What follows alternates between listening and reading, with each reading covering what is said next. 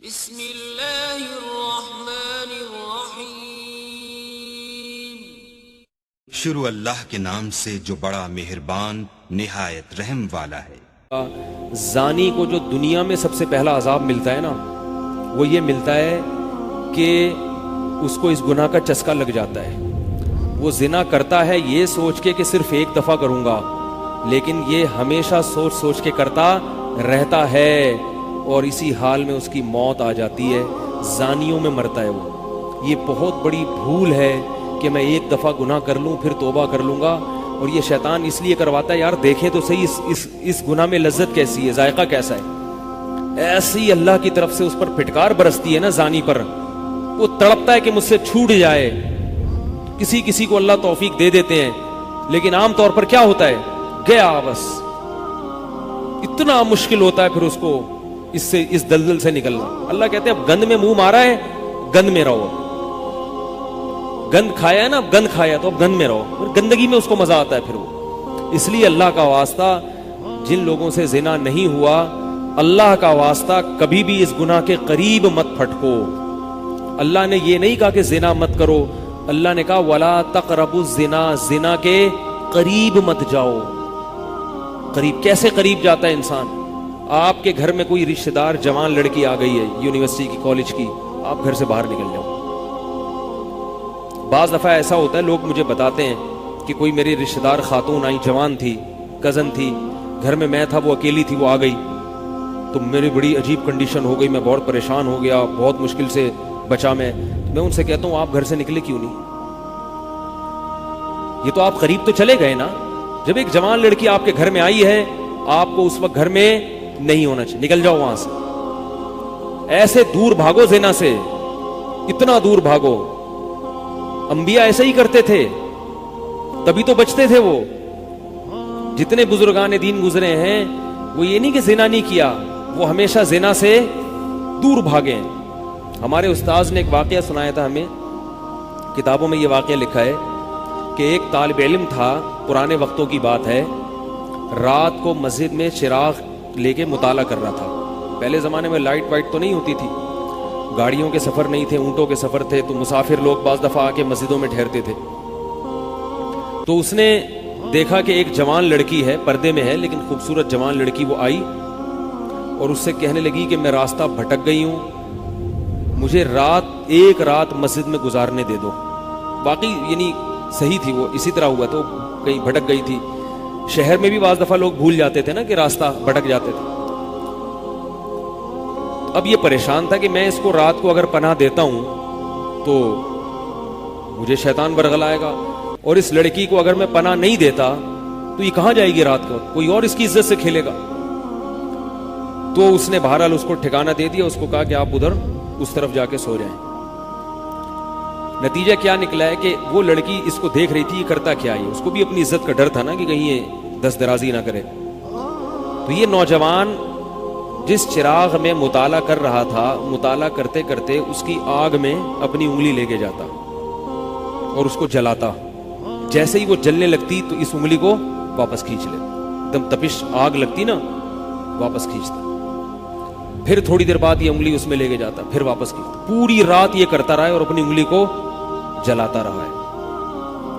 صبح جیسے ہی ہوئی ہے، اس نے فوراً، صبح صادق ہوئی نا، فجر کی اذان کا وقت، اس نے فوراً اس لڑکی سے کہا یہاں سے چلی جاؤ، فوراً یہاں سے فوراً چلی جاؤ۔ اس نے کہا اللہ کی قسم اس وقت تک نہیں جاؤں گی جب تک تم یہ معاجرہ نہیں بتاؤ گی، رات تم نے کیا ہے۔ تو کہنے لگا یہ میرا اور اللہ کا معاملہ ہے، میں تمہیں نہیں بتا سکتا۔ اس نے پھر اللہ کا واسطہ دے کے کہا، اس نے کہا میں جاؤں گی نہیں یہاں سے جب تک بتاؤ گی نہیں۔ اس نے کہا شیطان مجھے ورغلا رہا تھا کہ ایک جوان لڑکی ہے، اجنبی ہے، کوئی دیکھنے والا نہیں ہے، کوئی دیکھنے والا نہیں ہے، تو زنا کر لو اس سے، کوئی دیکھنے والا نہیں ہے۔ شیطان مجھے لے کے جاتا تھا تو میں اپنی انگلی آگ میں جلاتا تھا، اپنے نفس کو یہ سمجھانے کے لیے کہ دنیا کی آگ برداشت کر سکتا ہے، جہنم کی بھی برداشت کر لینا، جہنم کی بھی برداشت کر لینا پھر۔ اور اگر تجھ سے یہ برداشت نہیں ہو رہی تو وہ کیسے برداشت کرے گا؟ کہہ رہے جب میں آگ میں جلنے لگتا تھا نا تو میری چیخ نکلتی تھی کہ یار یہ نہیں ہو رہی تو وہ کیسے برداشت ہوگی؟ حدیث میں آتا ہے جہنم کی آگ دنیا کی آگ سے 70 گنا زیادہ گرم ہے، 70 گنا زیادہ گرم۔ جب نبی صلی اللہ علیہ وسلم نے صحابہ کو یہ بات بتائی، ترمذی کی حدیث ہے کہ صحابہ کے سینے سے رونے کی ایسے آوازیں آنے لگی جیسے ہانڈی کھولتی ہے، ایسا روئے صحابہ، حالانکہ صحابہ گناہوں سے بچتے تھے، اتنا روئے ہیں کہ سینے کے جیسے ہانڈی کھول رہی ہوتی ہے ایسے ان کے سینے سے رونے کی آوازیں آئیں، اور عرض کیا واللہ انہا لکافیۃ یا رسول اللہ، یا رسول اللہ یہ دنیا کی آگ بہت تھی عذاب دینے کے لیے، اللہ نے اس کو بھی 70 گنا زیادہ گرم کیا ہے۔ تو اس نے کہا کہ میرے دل میں گناہ کا خیال آتا تھا، میں کیا کرتا تھا، اپنے آپ کو جلاتا تھا، جب چیخ نکلنے لگتی تو اس طرح پوری رات میں نے اپنے نفس کو روکا ہے گناہ سے۔ تقوی کی برکات ہوتی ہیں۔ اس لڑکی نے کہا، اب گھر میں جا کے اپنے والد سے کہا کہ میں اگر نکاح کروں گی تو صرف کس سے کروں گی، اس نوجوان سے، یا عفیف اور پاک دامن ہے۔ تو کتابوں میں لکھا ہے کہ اس کے باپ نے اس کا نکاح دیکھو حرام سے بچایا، اللہ نے حلال طریقہ رکھ دیا۔ تو جو بھی زنا سے بچتا ہے نا، یاد رکھو جیسے زنا کرنے کا عذاب بہت سخت ہے، ایسے ہی کسی کو زنا کا موقع ملے اور وہ بچ نکلے اس کا ثواب بھی بہت زیادہ ہے۔ تاریخ میں جن ہستیوں کو بھی زنا کا موقع ملا اور انہیں نے موقع ملنے کے باوجود زنا نہیں کیا، ان کو اللہ نے دنیا میں بھی بہت نوازا ہے۔ میں اکثر ایک واقعہ سناتا ہوں، ہمارے ایک دوست ہیں امریکہ میں، بلکہ امریکہ سے بھی ایک دور علاقہ ہے، اس کا جگہ کا نام میں بھول گیا، انہوں نے میرا یہ بیان سن کے مجھ سے ملنے کے لیے آئے تھے، وہ مجھے پہچان گئے یہ بیان سن کے، ممکن ہے ابھی میرا یہ بیان سنے وہ، یہ میرے والد صاحب کا واقعہ ہے۔ میرے والد صاحب جب امریکہ گئے، کنوارے تھے اس وقت، میرے والد صاحب بہت ہینڈسم تھے، خوبصورت تھے، اور اتنا چوڑا تو ان کا سینہ تھا اور ایسی چوڑی چوڑی کلائیاں تھیں، بہت ماشاءاللہ اللہ نے ان کو مردانہ وجاہت دی تھی، اور آواز ایسی تھی جیسے ببر شیر ہوتا ہے، بہت ہی خوبصورت آواز تھی، بڑی زبردست پرسنالٹی تھی۔ آپ جائیں ابھی ہمارے محلے میں جا کے لوگوں سے پوچھیں کیا خوبصورت پرسنالٹی تھی والد صاحب کی ہمارے۔ جب انتقال ہوا ہے نا میرے والد صاحب کا، تو پورا محلہ رو رہا تھا، پورا محلہ۔ مسجد کے امام صاحب جب بھی جنازے کا اعلان کرتے تھے نا تو روتے نہیں تھے، ہزاروں میتوں کے اعلان کیے تھے، میرے والد صاحب کا جب مسجد کے امام صاحب اعلان کر رہے تھے 3 دفعہ اعلان کیا، تینوں دفعہ روئے ہیں، اتنی لوگوں کو ان سے محبت تھی۔ تو یہ کیسے ہو گئی، یہ کیسے ہو گئی، کیوں اللہ نے ان کی محبت لوگوں کے دلوں میں رکھ دی، اور کیوں اللہ نے ان کو اتنا نوازا۔ والد صاحب نیوی میں تھے، امریکہ جب فرسٹ ٹائم جہاز گیا ہے، کنوارے تھے اس وقت، تو کنوارا لڑکا پاکستانی یا انڈین ہو، پہلی دفعہ امریکہ جائے، وہ بھی کنوارا، کوئی روکنے ٹوکنے والا نہ ہو اور گناہ کی دعوت ملے، بچنا کتنا مشکل ہے۔ تو والد صاحب، یہ میں نے والد صاحب سے براہ راست نہیں سنا، ہمیں ایسی باتیں والد صاحب نہیں کرتے تھے، کسی ذریعے سے سنا میں نے کہ تمہارے والد صاحب نے یہ واقعہ ہمیں سنایا، کسی نے مجھے بتایا۔ کہتے ہیں کہ جب وہ گئے تو ایک خوبصورت انگریز لڑکی آئی اور ان کو گناہ کی دعوت دی۔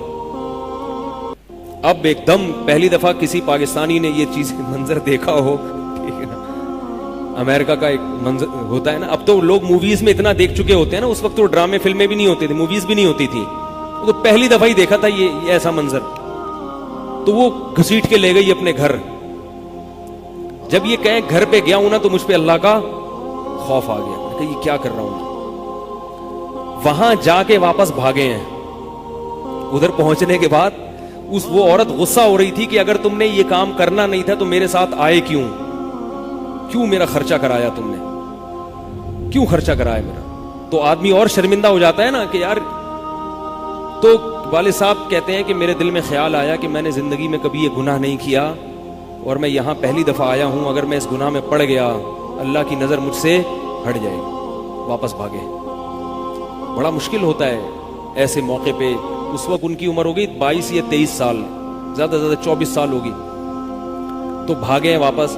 تو والد صاحب کہتے تھے، جنہوں نے مجھے یہ واقعہ سنایا، کہ مجھے کہنے لگے کہ تمہارے والد صاحب کہتے تھے کہ اس کے بعد میری زندگی میں کیا آیا ہے، انقلاب۔ پھر اللہ نے قرآن کی تلاوت کی توفیق دی، حفظ قرآن تھا، بھول چکے تھے، روزانہ ایک قرآن پڑھنے کا معمول بنا پھر، تاکہ قرآن دوبارہ یاد ہو جائے۔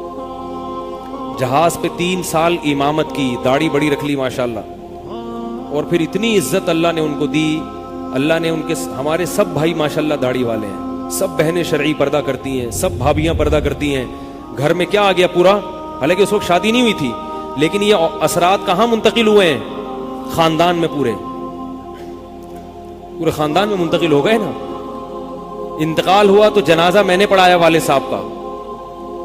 اگر اللہ نہ کرے اس برائی میں پڑ جاتے, ہمیں پتہ چلتا کہ ہمارا باپ ایسا ہے, تو ہم ایسے ہوتے. ویسے تو ابھی بھی کوئی اتنے نیک نہیں ہے, لیکن گیٹ اپ تو ہے نا, گیٹ اپ تو اللہ نے مولویوں والا دے دیا نا, تھوڑے تھوڑے تو دیکھنے کی حد تک تو نیک بنا دیا نا. ایسے نہیں ہوتے ہم. تو یہ جو برکات ہیں یہ نسلوں میں منتقل ہوتی ہیں, نسلوں میں. اتنی عزت دی اللہ نے, اتنی عزت دی تھی کہ انتقال کے وقت محلہ رو رہا تھا, پورا محلہ رو رہا تھا انتقال. اور بہت سے لوگوں نے والد صاحب کی قبر کے پاس نہ جگہ گھیر لی تھی کہ ہم یہاں دفن ہوں گے. حالانکہ مسجد کے امام نہیں تھے, کچھ بھی نہیں, کوئی ایسی شخصیت نہیں تھے کہ وہ کوئی مقتدی اور رہبر سمجھے جاتے.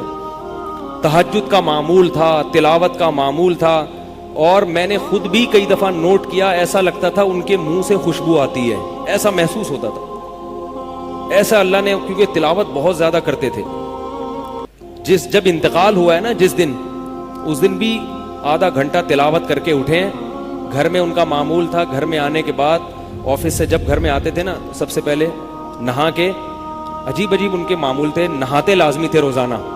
اور چونکہ فوجی تھے نا, تو فوجیوں کی جو ایک روٹین ہوتی ہے نا, وہ تبدیل نہیں ہوتی. اب جب فوج میں تھے تو گرم پانی سے نہانے کی عادت تھی, تو جون میں بھی گرم سے ہی نہاتے تھے.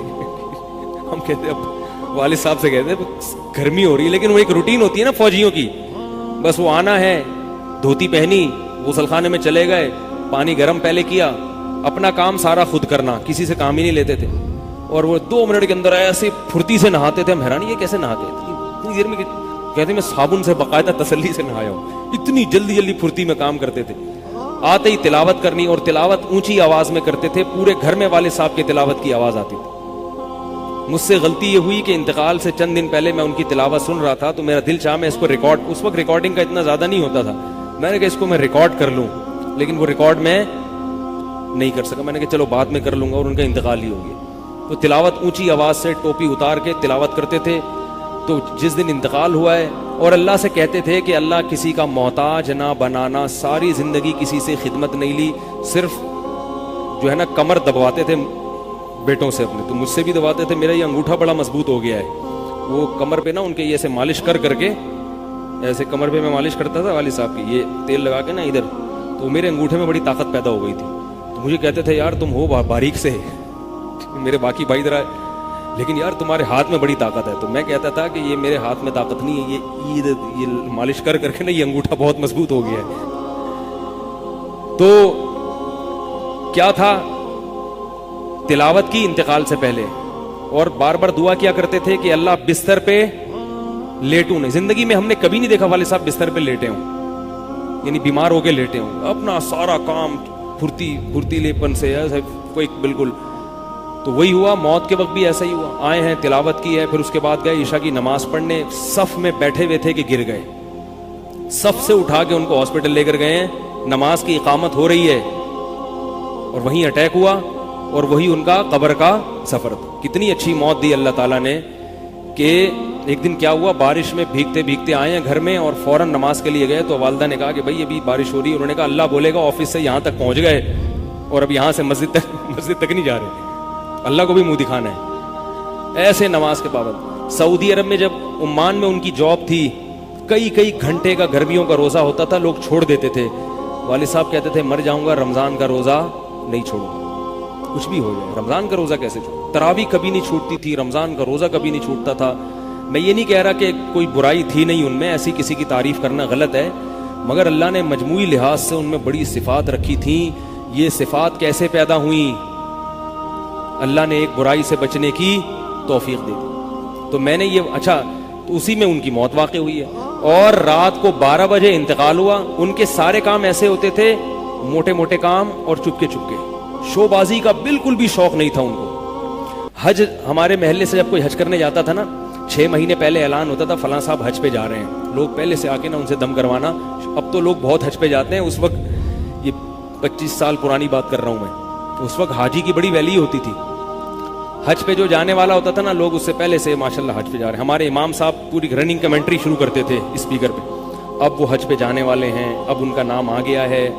جنازے کی بھی رننگ کمنٹری ہوتی ہے ہمارے محلے میں, اللہ امام صاحب کی مغفرت فرمائے, انتقال ہو گیا ان کا بھی. اس کو لوگ کہتے تھے یہ رننگ کمنٹری شروع کر دیتے ہیں. جنازے کی چارپائی اٹھ چکی ہے, تمام حضرات سے گزارش ہے کہ جنازہ گاہ میں پہنچ جائیں. اب جنازہ گھر سے نکل چکا ہے, میت کو غسل دیا جا چکا ہے, عیدی سینٹر سے لاش گھر میں آ چکی ہے. پوری نا کمنٹری ہوتی تھی. تو وہ جنازے کی بھی کمنٹری, اور اگر کوئی بیمار ہوتا تھا محلے کا تو اس کی بھی کمنٹری. آغا خان میں داخل ہیں, ان کے پتے میں ڈاکٹر نے پتھری بتائی ہے. غفار بھائی کے تمام حضرات سے گزارش, دعا کی گزارش ہے کہ اللہ ان کو شفائے کامل عاجل عطا فرمائے. پورا محلہ دعا کر رہا تھا, اللہ غفار بھائی کے پتے کی پتھری نکال دے. ٹھیک ہے, وہ چونکہ سیاسی تھے, جمعیت کے تھے, تو وہ پوری نا سیاست سے لے کے چلتے تھے ہر چیز. تو والد صاحب اب جب حج پہ جاتا تھا کوئی تو اس کی پھر وہ جب حاجی صاحب آتے تھے ان کا بڑا استقبال. ہمارے والد صاحب کو یہ چیزیں پسند نہیں تھی. والد صاحب حج کر کے گئے پتہ ہی نہیں چلا, اور واپس کسی کو بولٹن مارکیٹ میں ملے. اس نے کہا ہم نے تو سنا تھا آپ حج کرنے گئے ہوئے ہیں. والد صاحب نے کہا میں بھی ابھی آیا ہوں. میں نے کہا ذرا بولٹن مارکیٹ سے ذرا ٹچ کرتا ہوا گھر چلو. ایک تھیلا تھا ان کے پاس, اسی تھیلے میں حج بھی ہو رہا ہے. پوری دنیا دیکھی تھی والد صاحب نے, پوری دنیا کا سفر کیا. بتاتے تھے کہ چین اور آسٹریلیا یہ 2 ملک ایسے ہیں جہاں میں نہیں گیا, باقی دنیا کا کوئی ملک ایسا نہیں ہے جس میں میں گیا نہ ہوں. لیکن اتنی سادگی کہ آپ کہیں گے کہ شاید یہ کبھی انڈا موڑ بھی نہیں آئے ہوں گے.